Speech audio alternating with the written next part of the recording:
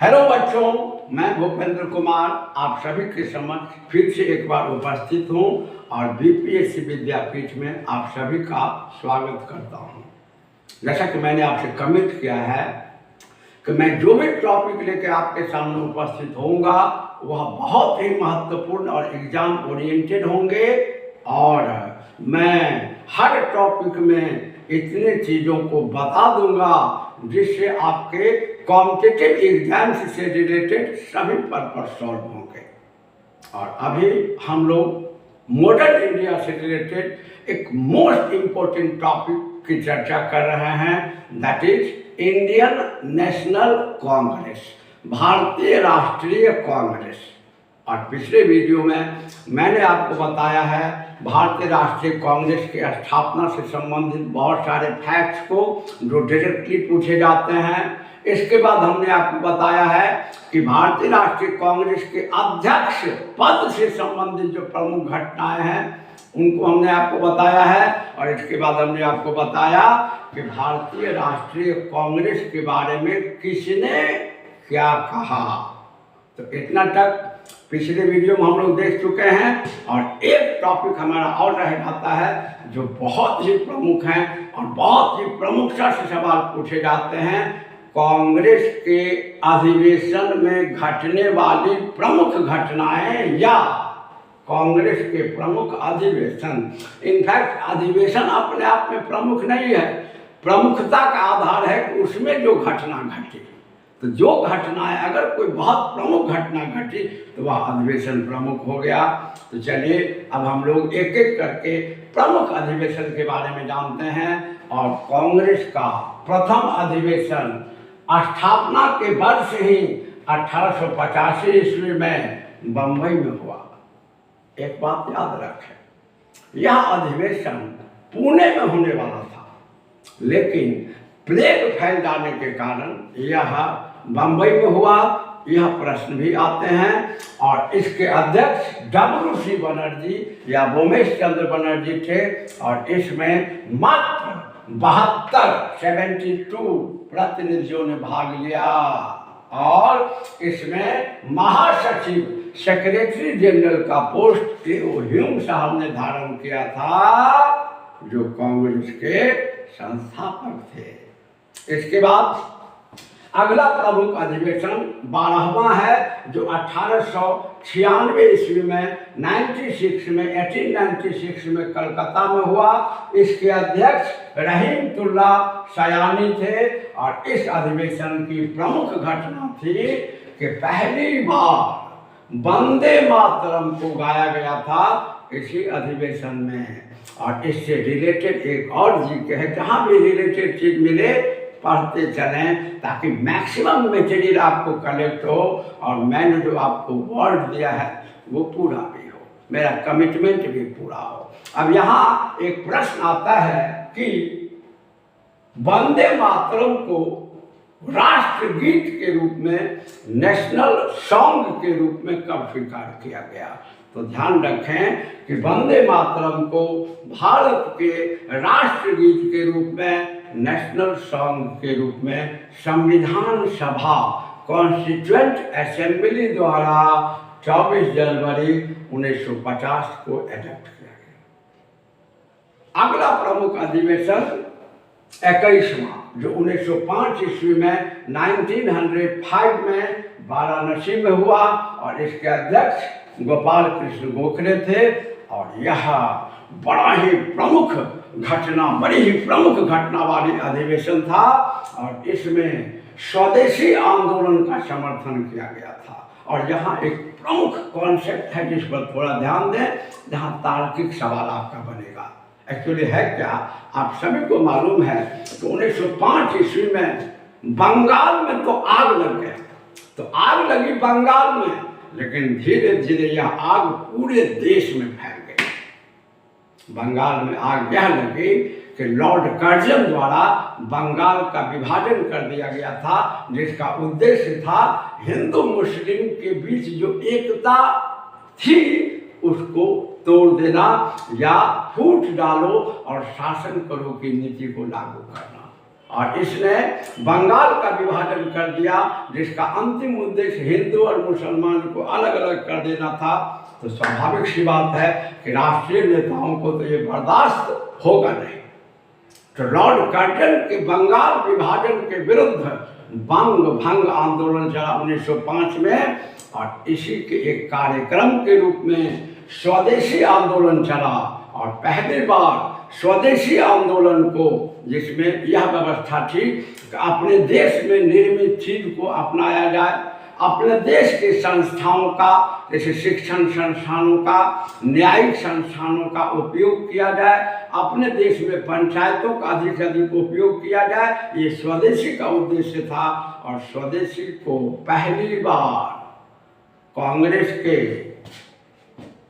21वां अधिवेशन में स्वीकार किया गया। इसके बाद कांग्रेस का अगला प्रमुख अधिवेशन था 22वां, जो 1906 ईस्वी में कलकत्ता में हुआ था। और इसके अध्यक्ष थे grand old man of India, Bharat के वृद्ध पुरुष अर्थात दादा भाई नौरोजी। और इस अधिवेशन की बहुत ही प्रमुख घटना यह थी कि पहली बार स्वराज शब्द का प्रयोग किया गया, और आगे चल के स्वराज शब्द पर कई राष्ट्रीय नेताओं ने अपना अपना विचार दिया, जिसके बारे में आगे हम लोग पढ़ेंगे। तो पहली बार स्वराज शब्द का प्रयोग किया गया कांग्रेस के 22वां अधिवेशन में, जो 1906 ईस्वी में कलकत्ता में हुआ। और जब यह प्रश्न पूछा जाए कि 22वें अधिवेशन में स्वराज शब्द का प्रयोग किसके द्वारा किया गया, यह अध्यक्ष महोदय द्वारा किया गया। इसके बाद कांग्रेस का अगला प्रमुख अधिवेशन 23वां था, जो 1907 ईस्वी में सूरत में हुआ। और इसके अध्यक्ष रास बिहारी बोस थे। और यह जो अधिवेशन है बच्चा लोग, यह अधिवेशन बहुत ही महत्वपूर्ण था इस दृष्टिकोण से कि यहाँ पहली बार कांग्रेस पार्टी में दरार पड़ गई, कांग्रेस पार्टी में फूट पड़ गई, और कांग्रेस पार्टी दो धड़ा में बट गई, जिसे नरम दल और गरम दल के नाम से जाना जाता है। क्योंकि ये घटना सूरत में घटी थी, इसीलिए एग्जाम्स में, कॉम्पिटिटिव एग्जाम्स में इस क्वेश्चन को सूरत फूट के नाम से भी पूछा जाता है। तो कांग्रेस में पहली बार विभाजन 1907 ईस्वी में सूरत अधिवेशन में हुआ, और कांग्रेस दो भागों में बट गई, नरम दल और गरम दल। इसके बाद कांग्रेस का अगला प्रमुख अधिवेशन था बच्चा लोग 26वां 1911 में कलकत्ता में। आप पढ़ चुके हैं कि कांग्रेस का सबसे अधिक अधिवेशन कलकत्ता में ही हुआ था, और 26वां अधिवेशन 1911 में कलकत्ता में हुआ था, जिसके अध्यक्ष थे बिशन नारायण धर। और इस अधिवेशन की प्रमुख घटना यह थी कि इसमें पहली बार जन गण मन को गाया गया था। और याद रखें, जैसा कि हम सभी जानते हैं कि जन गण मन वर्तमान में हमारे भारत का राष्ट्र गान है, नेशनल एंथम है। वंदे मातरम जो है यह राष्ट्रगीत है, नेशनल सॉन्ग है। एंड जन गण मन जो है यह राष्ट्रगान है, नेशनल एंथम है। और आपको जानकारी हो कि जिस तरह भारत के वंदे मातरम को भारत के राष्ट्रगीत के रूप में संविधान सभा द्वारा 24 जनवरी 1950 को स्वीकार किया गया, उसी तरह जन गण मन को भारत के राष्ट्रगान के रूप में संविधान सभा द्वारा 24 जनवरी 1950 को स्वीकार किया गया। तो यह याद रखना सहज है, क्योंकि दोनों को एक ही तिथि को संविधान सभा द्वारा राष्ट्रगीत और राष्ट्रगान के रूप में स्वीकार किया गया।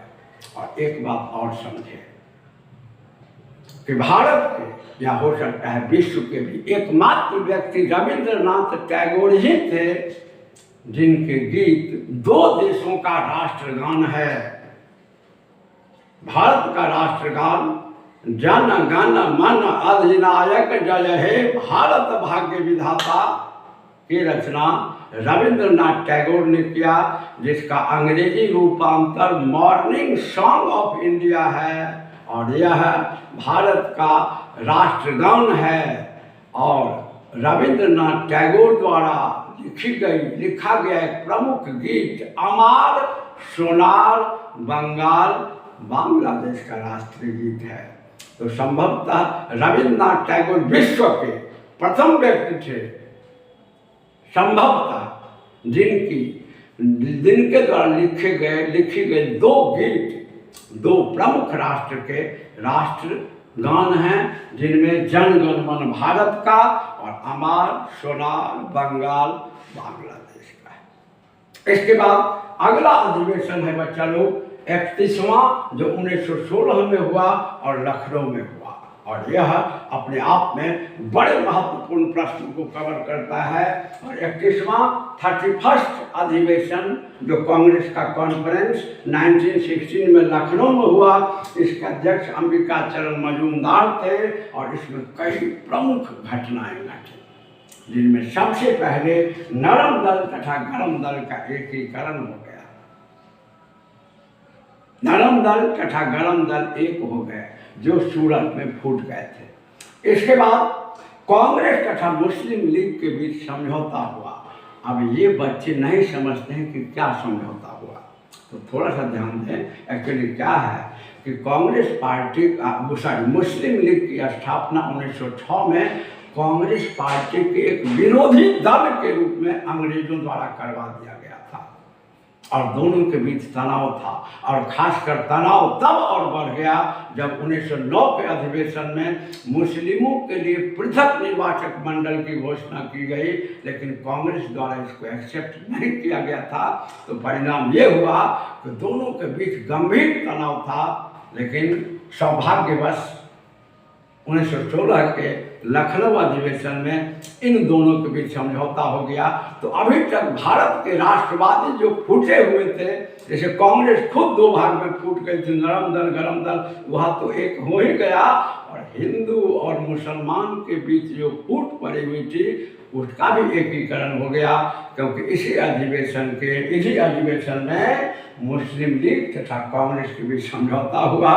और जैसा कि आप सभी जानते हैं, हमारे जो क्रांतिकारी नेता बाल गंगाधर तिलक, जो अभी तक कांग्रेस से अलग थे, अभी तक कांग्रेस से अलग हो थे, क्योंकि अभी तक कांग्रेस पर उदारवादियों की पकड़ थी कि कांग्रेस असंतुष्ट चल रहे थे। यहाँ पहली बार पार्टिसिपेशन किए कांग्रेस में जोरदार ढंग से और यहीं पर इन्होंने नारा दिया कि स्वराज मेरा जन्म सिद्ध अधिकार है और मैं इसे लेकर रहूंगा। अब 35वां अधिवेशन जो 1920 ईस्वी में नागपुर में हुआ और इसके अध्यक्ष श्री विजय राघवाचार्य थे। 35वां अधिवेशन 1920 में नागपुर में हुआ, जिसके अध्यक्ष श्री विजय राघवाचार्य थे। और इस अधिवेशन की प्रमुख घटना यह थी कि इसी अधिवेशन में भारत के प्रथम राष्ट्रीय आंदोलन अर्थात असहयोग आंदोलन, जिसको अंग्रेजी में नॉन कोऑपरेशन मूवमेंट कहते हैं, का प्रस्ताव पारित किया गया। तो जब हमारे सामने यह प्रश्न आएगा कि वह कौन सा अधिवेशन था जिसमें भारत के प्रथम राष्ट्रीय आंदोलन अर्थात असहयोग आंदोलन का प्रस्ताव पारित किया गया, तो हमारा उत्तर होगा कांग्रेस का 35वां अधिवेशन जो 1920 ईस्वी में नागपुर में हुआ था।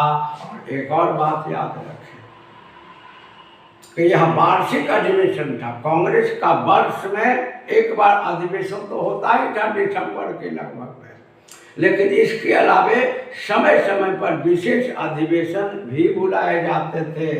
तो याद रखें कि 1920 ईस्वी में एक विशेष अधिवेशन भी बुलाया गया था और सहयोग आंदोलन के प्रस्ताव को पारित करवाने के लिए 1920 ईस्वी में एक विशेष अधिवेशन बुलाया गया था, जिसके अध्यक्ष लाला लाजपत राय थे, लेकिन इसमें असहयोग आंदोलन का प्रस्ताव पारित नहीं हो सका और असहयोग आंदोलन का प्रस्ताव पारित हुआ 1920 ईस्वी के नागपुर अधिवेशन में, जिसकी संख्या 35वां अधिवेशन था। इसके बाद अगला प्रमुख अधिवेशन था 41वां 41st, जो 1926 में गुवाहाटी में हुआ और जिसके चेयरमैन या चेयरपर्सन या प्रिजाइडिंग ऑफिसर श्रीनिवास आयंगर थे। और इसमें एक मैंडेटरी थिंग को लागू किया गया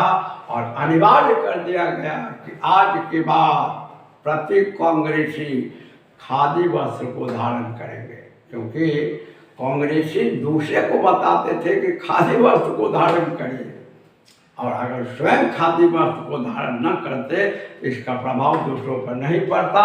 तो जब हमारे सामने यह प्रश्न आएगा कि वह कौन सा अधिवेशन था जिसमें सभी कांग्रेस सदस्यों के लिए खादी पहनना अनिवार्य कर दिया गया था, तो यह अधिवेशन था बच्चा लोग 41वां 41st, जो 1926 में गुवाहाटी में हुआ था।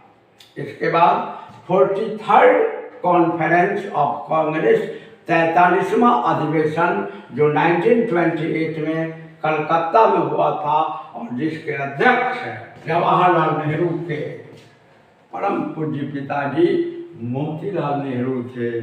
और इसी अधिवेशन में प्रथम अखिल भारतीय युवा कांग्रेस की स्थापना की गई थी, और यह भी प्रश्न कभी कभार आ जाते हैं।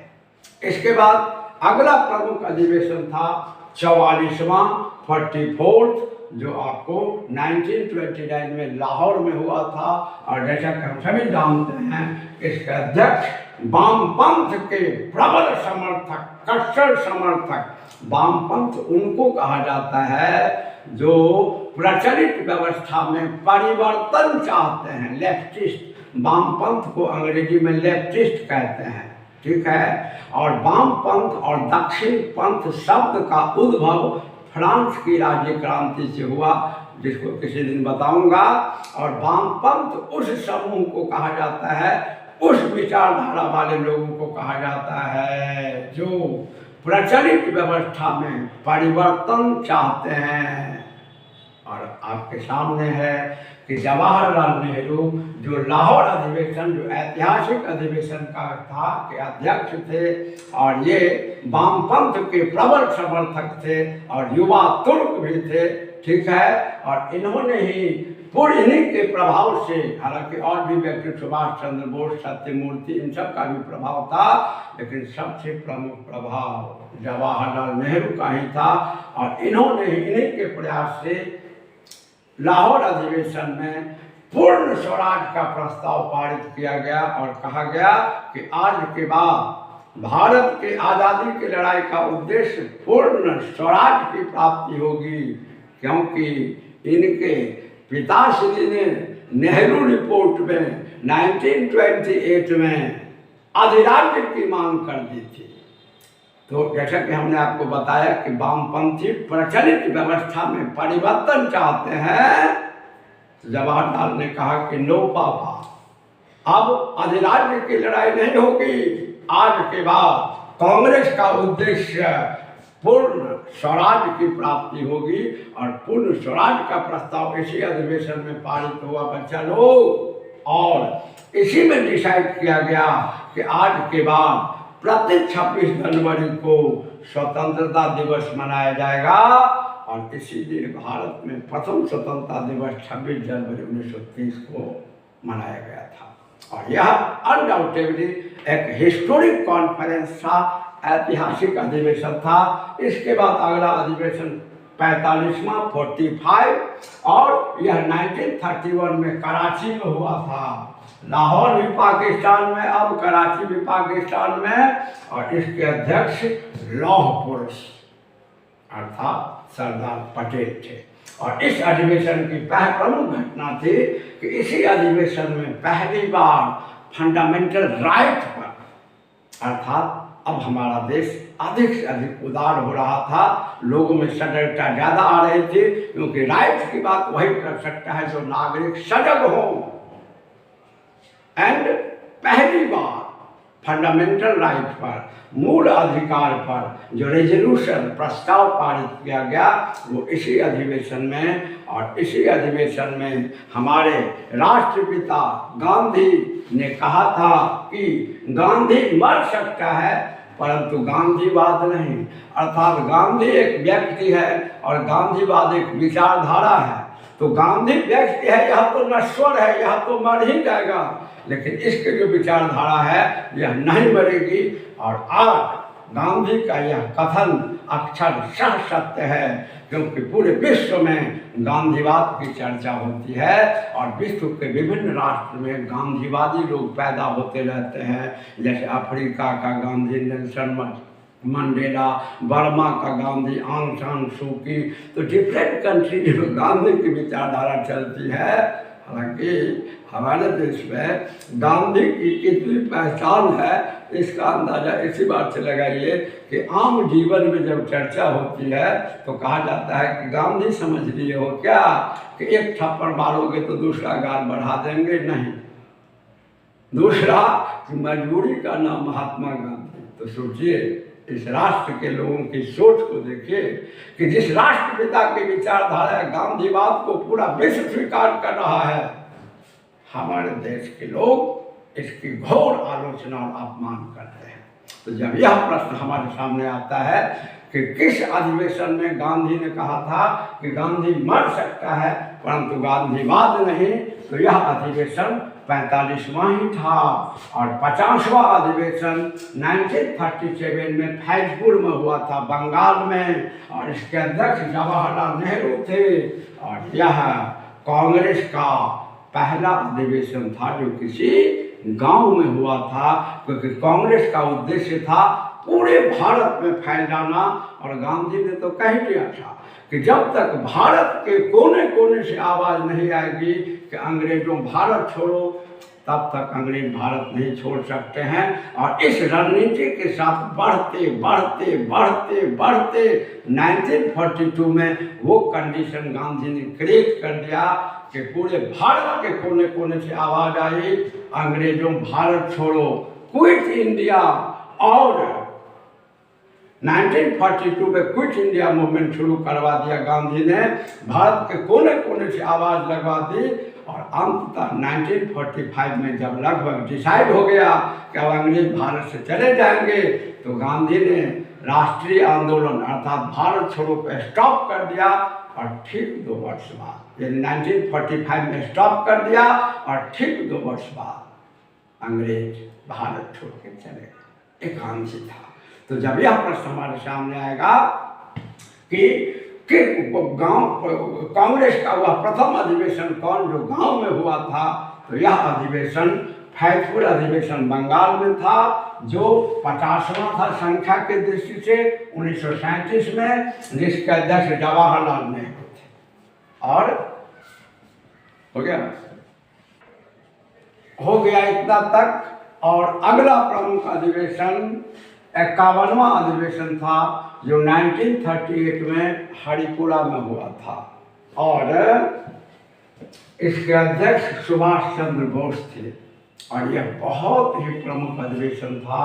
और इसी में 1938 में जवाहरलाल नेहरू की अध्यक्षता में राष्ट्रीय नियोजन समिति नेशनल प्लानिंग कमेटी की स्थापना की गई थी, जो काफ़ी प्रमुखता से पूछे जाते हैं।